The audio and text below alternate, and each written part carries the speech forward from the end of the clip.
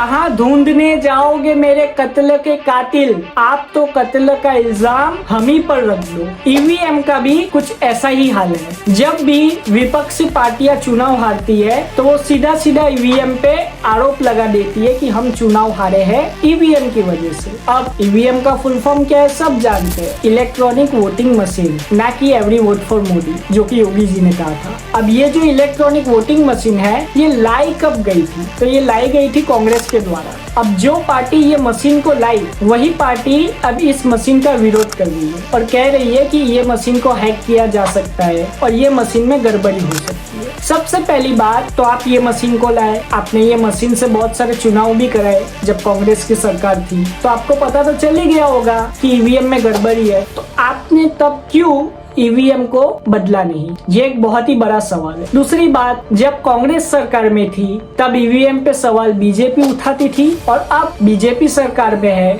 तो कांग्रेस उठा रही है और सारी विपक्षी पार्टियां ईवीएम के पीछे लगी हुई है कि ईवीएम को बदलिए, बैलेट पेपर पे चुनाव कराइए। अगर बैलेट पेपर पे चुनाव हुआ तो भारत जैसी डेमोक्रेसी में जहाँ पे करोड़ों की आबादी है, करोड़ों लोग वोट करते हैं, बैलेट पेपर से चुनाव हुए, चुनाव के नतीजे गिनने में ही पूरे के पूरे सप्ताह लग जाएंगे। मैं ये कह रहा हूँ कि पूरे के पूरे 7 से 8 दिन लग जाएंगे क्योंकि बैलेट पेपर एक एक करके गिनना पड़ेगा। ये तो ईवीएम है, इसके लिए चुनाव के नतीजे जल्दी आ रहे हैं क्योंकि हमारे भारत की आबादी बहुत बड़ी है। दूसरे देशों में ईवीएम का यूज इसके लिए नहीं होता क्योंकि उनकी आबादी इतनी नहीं है, उनकी आबादी कम है। भारत दुनिया का सबसे बड़ा लोकतंत्र है। अब हरियाणा में जो भी हुआ, हरियाणा में करीब 20 जगहों पे ऐसा कहा गया कांग्रेस के द्वारा, पाया गया कि ईवीएम की बैटरी 99% थी और जिस ईवीएम में 99% बैटरी थी उस ईवीएम में भाजपा जीती और जिस ईवीएम में 60-70% बैटरी थी उस ईवीएम में कांग्रेस जीती। अब कांग्रेस का ये सवाल है कि ईवीएम को यूज किया गया, इतना सब कुछ किया गया, फिर भी ईवीएम की बैटरी 99% क्यों है? जब भी ईवीएम की काउंटिंग शुरू होती है तो जो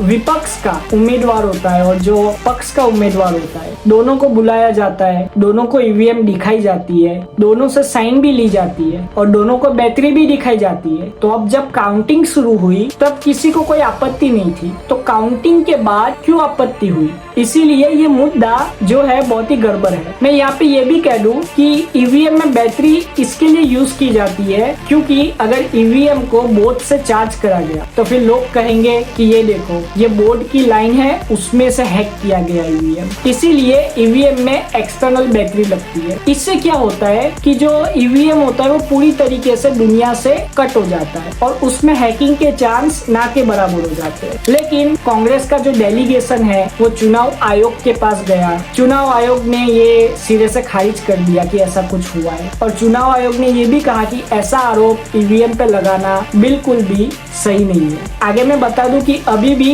ईवीएम पे सवाल उठ रहे कांग्रेस के द्वारा, लेकिन जो पार्टी ईवीएम को लाई अब वही पार्टी ईवीएम के खिलाफ भी बोल रही है। तो सोचने जैसा है कि ऐसा क्यों हुआ। हाँ, मैं ये मानता हूँ कि बहुत सारे लोकतंत्रों में ईवीएम की शुरुआत हुई और ईवीएम को बंद भी कर दिया गया और ऐसा माना गया कि ईवीएम में गड़बड़ी हो सकती है, लेकिन इंडिया जैसे लोकतंत्र में ईवीएम का कौन सा रिप्लेसमेंट हो सकता है? इसका जवाब कोई नहीं देना चाहता। सब कह रहे बैलेट पेपर, लेकिन बैलेट पेपर से चुनाव कराना इतना आसान नहीं है और जहाँ पे हिंसा होती है जिस इलाके में, उस इलाके में हो सकता है कि अगर कोई उम्मीदवार है वो हारने वाला है तो उसके जो समर्थक है वो वहाँ पे आएंगे पोलिंग बूथ पे और जितने भी बैलेट पेपर है सारे के सारे जला देंगे या तो उसको उठा के फेंक देंगे। तो फिर क्या करेंगे? वापस चुनाव कराएंगे। तो इसका भी जवाब देना पड़ेगा और बैलेट पेपर को गिनना कुछ 1-2 दिन का काम तो है नहीं, बहुत टाइम लग जाएगा। ये तो ईवीएम है, इसके लिए चुनाव नतीजे इतने जल्दी आ रहे हैं। इसका जवाब कमेंट सेक्शन में आप जरूर दें। जय हिंद।